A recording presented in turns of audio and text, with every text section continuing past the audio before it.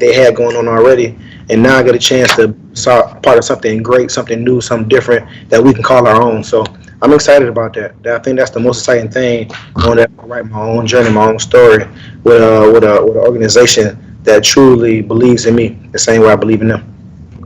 Awesome. Thank you. Congratulations. Thank you. Thank you. Thanks, Hayes. Let's go to John Reed, followed by Mike DiRocco. Yeah, you can hear me? Hello? Yeah, hello. How you doing, Shaquill? Two things, man. Did it mean a lot for you to come? I mean, I know you're 3.5 hours away from St. Pete, but did that mean a lot to get back to Florida, being so far away in Seattle? Of course. You talk about a guy who's coming out of Central Florida, Orlando, and then he fly across the country to the furthest place you can go. It's different. And it just feels good. It feels right to be back in Florida. I had a conversation with my mom earlier, on the way here, and she just asked me how I felt. And the only words I had was, it feels right. It feels right. I was taking it all in. You can see I like a little kid in the candy store for the first time. So, I like that excitement. It feels great, and it makes you want to go even harder. I feel like I can get started right now if I needed to. That's the type of excitement that I have, and it just feels good to be back home. This is where it all started. I went to college ball and played here in Florida. Now I'm back and I'm playing at the highest level back in Florida. It doesn't get better than that. It doesn't. So, it feels good to be back. Are you hoping to play with your brother? Of course. But at the end of the day, like I said, I know there's a business behind it. And my main thing, I told him, just don't make a decision off where I'm going. Do what's best for you. You're your own athlete. You have your own story to write. End of the day, our story that we have together will always be there, and we're still writing it. Doesn't matter if you go to the same team or a different team, but we're hoping for the best, and hopefully, the best decision is coming here. But we just don't know yet. But until then, I'm supporting wherever he goes and whatever's best for him.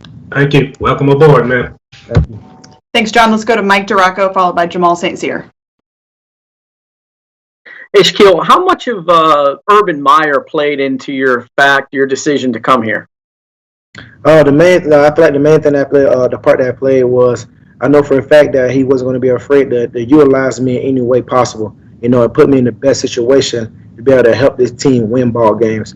And coming from that college background, he has no problem switching it up and changing it up. He's an aggressive coach. He knows how to win. And, I'm coming from a winning organization. This is something that I want to bring in the same way he feels. I think the number 2 winningest coach, to ever do it, in history. So I'm coming behind that. That's something that I believe in, something that I support.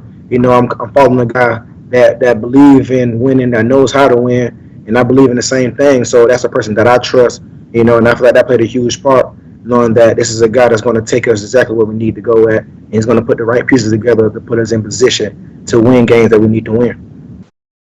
You talked a little bit ago about, you want to kind of start your own journey.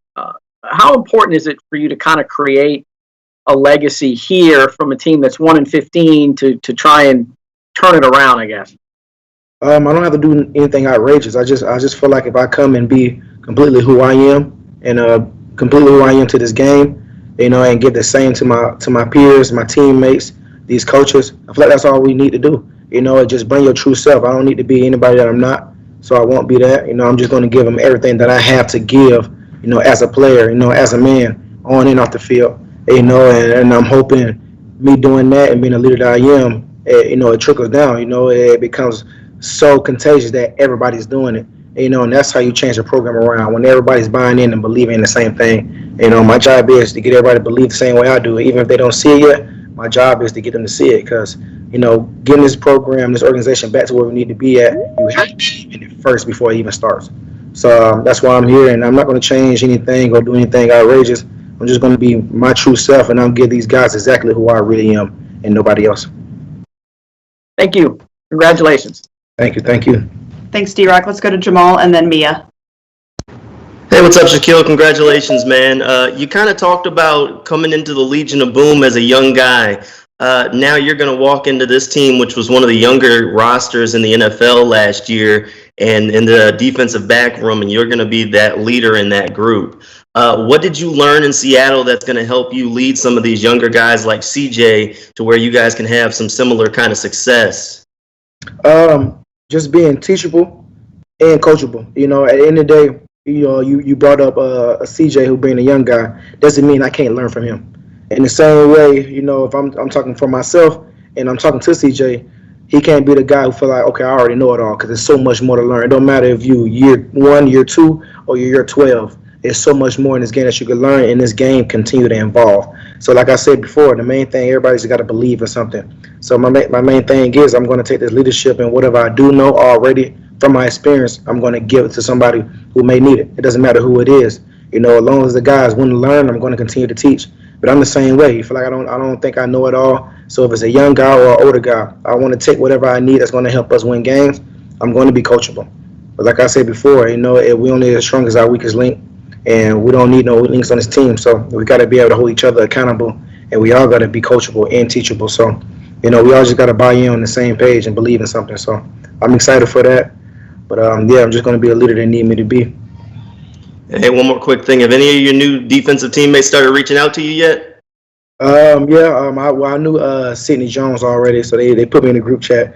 At first, when I seen the group chat, I thought it was somewhere in Seattle. I was like, okay, maybe they're saying congratulations. And then I seen all these new names and stuff. Oh, that really got me excited to know that everybody's already buying in before I even get here. So, you know, at this point, I think I'm just ready to see everybody. You know, if I could, I'd find a way to take everybody to dinner just to sit down and talk to them. So that's how excited I am. But, yeah, I knew Sidney Jones already coming in. I know Rashawn Jenkins. You know, we grew up, you know, we talking about 6, 7 years old. We grew up together. So, you know, that's someone dear to me. But now I'm just ready to meet all the guys who I haven't met yet, you know, and build that relationship. You know, I'm giving my true self. They're definitely a humble guy, and somebody they can trust, somebody they can believe in and count on. So I want to get a chance to show them guys that. Appreciate it. Congrats, man. Thank you. Thank you. Thanks. Let's go to Mia and then Andy. Hey, Shaquill, great to meet you. Welcome back to Florida. I know you mentioned, obviously, Urban being able to put you in a variety of different positions was a reason you chose Jacksonville. But was it that opportunity to be cornerback #1? Was that the sales pitch that the Jaguars gave you?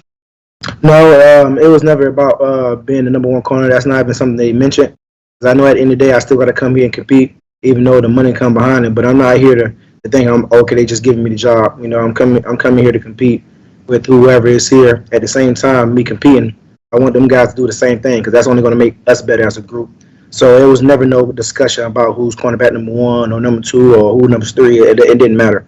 And in the day, I think they brought me here because they know I love this game. I'm passionate about it, and I want to do whatever it takes to make my teammates better. And I want them to do the same thing for me. So it was never about, you know, who's #1. We're all going to make each other better, because at the end of the day, it can be a cornerback #1. He goes down. Somebody got to be ready to step up, and I got to hold everybody accountable. So there's no cornerback 1, no cornerback 2. We all got to be together. Be great together as a unit.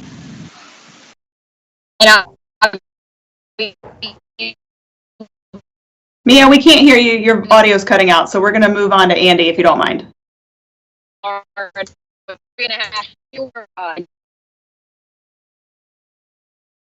Andy, why don't you go ahead? Okay.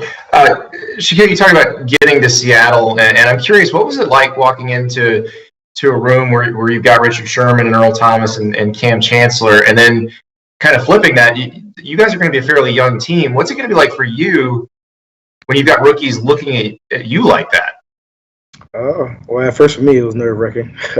Didn't know what to expect, you know, going to a group that have so much established already. And then they gave a chance to a young guy like me. So, yeah, I was just trying to do everything right. At that point, I was just trying to do everything right. Whatever they told me to do, I was just trying to get it done. And now being that guy, but like I said, I learned so much from Seattle. I know what it takes to be a leader. I know how to talk to certain, you know, players or coach them up to their, you know, their own personal way. So I learned that, you know. So I'm just going to take whatever I learn. I'm just going to preach it. I'm going to continue to, you know, inspire and continue to show everybody how it's done.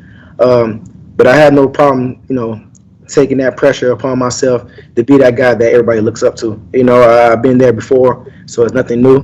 I love that pressure. You know, if anybody could take a pressure off somebody else's back, I've always been that guy to try to take it. You know, so I'm excited. I'm excited for the challenge. You know, but in the day, I'm going to compete at everything that I do.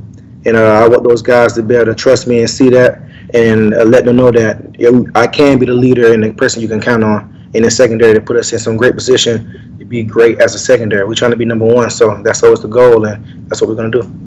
You mentioned being excited about this being all new, and you know the franchise could change dramatically based on what happens this offseason. How much did they pitch that to you, as this could be kind of a reinvention of the franchise and you could be on the ground floor? Well, I don't think it would be nothing they had to pitch. You know, it's just something that you can see.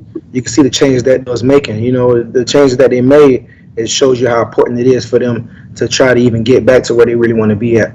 And me just seeing that, they didn't have to tell me that. I seen it myself and I believed in it. You know, and at the end of the day, you gotta believe in something. When I seen that, that's something I want to be a part of. I can only imagine, you know, we coming from where we was last year to one of the most winningest teams going to next season. I want to be a part of that. You know, that's something that we can talk about. And, you know, we talk about this time next year going into the season, and we had that same discussion. Like, man, you said we was going to do it. I want to have those type of talks. I want to be part of that history. So that's the part that I'm believing in, that I'm excited for. So, yeah, there was no sell pitch. I seen it coming myself. I seen everything kind of unfolding. I just wanted to be a part of it. All right, thanks, Andy. All right, we're going to finish up with John Shipley.